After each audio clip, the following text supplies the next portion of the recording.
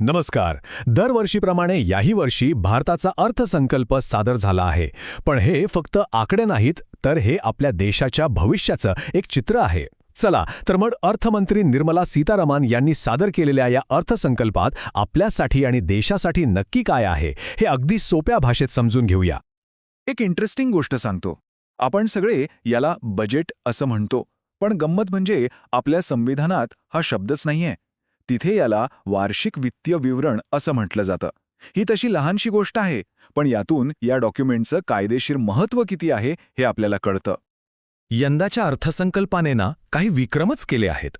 हा अर्थमंत्र्यांचा सलग 9वा अर्थसंकल्प आहे आणि इतिहासात पहिल्यांदाच अर्थसंकल्प रविवारी सादर झालाय. यावरूनच लक्षात येतं की हे बजेट थोडं हटके आहे. ओके, तर आज आपण काय काय बघणार आहोत. सगळ्यात आधी बजेटचं एक मोठं चित्र समजून घेऊ. मग त्याच्या 3 मुख्य कर्तव्यांबद्दल बोलू. त्यानंतर मॅन्युफॅक्चरिंग आणि इन्फ्रास्ट्रक्चरवर जो फोकस आहे तो बघू. आणि शेवटी 2047च्या भारताच्या दिशेने टाकलेली पावलं कोणती आहेत यावर चर्चा करू. चला तर मग थेट पहिल्या मुद्द्यावर येऊया. हे मोठं चित्र म्हणजे नेमकं काय? देशाचा अर्थसंकल्प म्हणजे असतो तरी काय?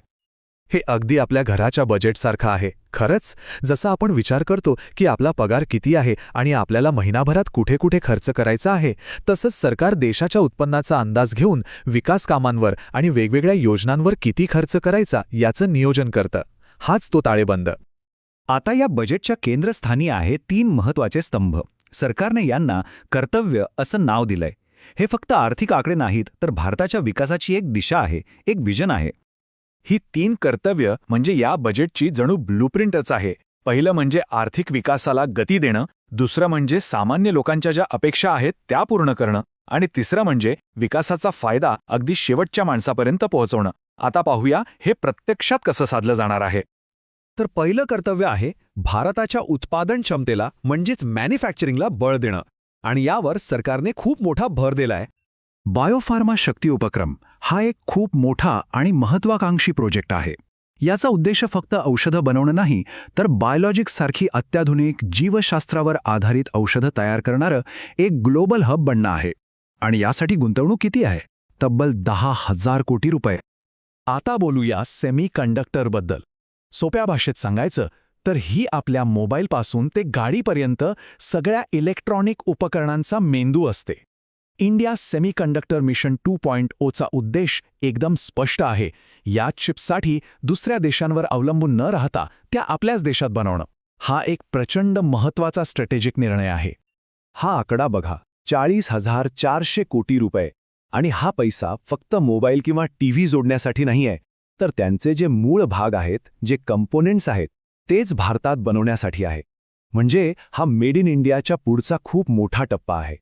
रेअर अर्थ मिनरल्स हे नाव कदाचित नवीन वाटेल, पण ईव्हीच्या बॅटरीपासून ते संरक्षण उपकरणांपर्यंत आजच्या टेक्नॉलॉजीसाठी हे अत्यंत आवश्यक आहेत. हे नवीन कॉरिडॉर आपल्याला या महत्त्वाच्या कच्च्या मालासाठी आत्मनिर्भर बनवण्याच्या दिशेनं एक मोठं पाऊल ठरणार आहेत. आता वळूया बजेटच्या दुसऱ्या मोठ्या भागाकडे, पायाभूत सुविधा म्हणजेच इन्फ्रास्ट्रक्चर. आणि इथे तर सरकारने खर्चाचे रेकॉर्ड ब्रेक आकडे समोर ठेवले आहेत. 12.2 लाख कोटी रुपये. विचार करा, ही किती प्रचंड रक्कम आहे. आणि हा आहे भांडवली खर्च, म्हणजे असा पैसा जो रस्ते, बंदरं, रेल्वे यांसारख्या दीर्घकाळ टिकणाऱ्या मालमत्ता बनवण्यासाठी वापरला जातो. हा खरं तर देशाच्या भविष्यावर केलेला खर्च आहे. इन्फ्रास्ट्रक्चरवरची गुंतवणूक ही काही थांबलेली नाहीये, उलट ती सातत्याने वाढतेच आहे. तुम्ही बघू शकता, गेल्या वर्षीच्या तुलनेत यंदाही यात मोठी वाढ झाली आहे. आणि ही वाढ देशाच्या विकासाला गती देण्यासाठी खूप महत्त्वाची मानली जाते. आता जरा देशाच्या नकाशावर नजर टाकूया. हे जे नवीन हायस्पीड रेल्वे कॉरिडॉर आहेत ना, ते फक्त प्रवासाचा वेळ कमी करणार नाहीत, तर ही मोठी शहरं एकमेकांशी जोडून आर्थिक विकासाचे नवीन मार्ग खुले करतील. हे भारताच्या कनेक्टिव्हिटीचं भविष्य आहे. डेडिकेटेड फ्रेट कॉरिडॉर म्हणजे काय? सोपं आहे. ही एक खास रेल्वे लाईन आहे जी फक्त आणि फक्त मालगाड्यांसाठी असते. यामुळे होतं काय की वस्तूंची वाहतूक खूप वेगवान आणि एफिशियंट होते, ज्यामुळे आपल्या उद्योगांना मोठा फायदा होतो. आता वळूया दुसऱ्या महत्त्वाच्या कर्तव्याकडे, देशातल्या लोकांमध्ये आणि त्यांच्या कौशल्यांमध्ये गुंतवणूक. कारण शेवटी कोणताही देश फक्त कारखान्यांनी नाही, तर तिथल्या कुशल माणसांमुळेच मोठा होतो. शिक्षण क्षेत्रातही काही मोठ्या घोषणा आहेत. नवीन युनिव्हर्सिटी टाउनशिपमुळे उच्च शिक्षणाची मोठी केंद्र तयार होतील. प्रत्येक जिल्ह्यात मुलींसाठी वसतिगृह, यामुळे त्यांना शिक्षणाची समान संधी मिळेल. आणि शिक्षणापासून रोजगारापर्यंत समिती हे सुनिश्चित करेल की जे शिक्षण मिळतंय त्याचा उपयोग नोकरी मिळवण्यासाठीही होतोय. ऑरेंज इकॉनॉमी ही एक नवीन पण खूप वेगाने वाढणारी संकल्पना आहे. ही आहे क्रिएटिव्हिटीची अर्थव्यवस्था. ॲनिमेशन, गेमिंग, डिझाईन यांसारख्या क्षेत्रांमध्ये आपल्या तरुणाईमध्ये प्रचंड टॅलेंट आहे आणि सरकार आता या क्षेत्राला पाठिंबा देऊन रोजगाराच्या नवीन संधी निर्माण करू पाहत आहे. भारत आपल्या उत्कृष्ट आणि त्याचवेळी परवडणाऱ्या आरोग्य सेवेसाठी ओळखला जातो. ही 5 प्रादेशिक वैद्यकीय केंद्र जगभरातून रुग्णांना आकर्षित करतील आणि भारताला मेडिकल ट्रीटमेंटसाठी एक ग्लोबल हब बनवण्यास मदत करतील. तर या सगळ्या योजना आणि आकडेवारीला एकत्र करून पाहिल्यावर काय चित्र दिसतं? हे बजेट फक्त एका वर्षापुरतं मर्यादित नाहीये, तर ते 2047च्या विकसित भारताच्या दिशेनं एक रोडमॅप दाखवतंय. अगदी थोडक्यात सांगायचं झालं तर या अर्थसंकल्पाचं सार हे या एका वाक्यात आहे: उत्पादकता वाढवणं, देशात कुशल मनुष्यबळ तयार करणं आणि विकासाचा फायदा समाजातील प्रत्येक घटकापर्यंत पोहोचवणं.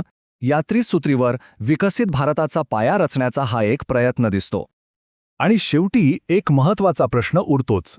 या सगळ्या मोठ्या घोषणा आणि महत्त्वाकांक्षी योजना आहेत, पण यामुळे हा अर्थसंकल्प खरोखरच 2047 पर्यंत भारताला एक विकसित राष्ट्र बनण्याच्या मार्गावर घेऊन जाईल का? हा विचार करायला लावणारा प्रश्न आहे, नाही का?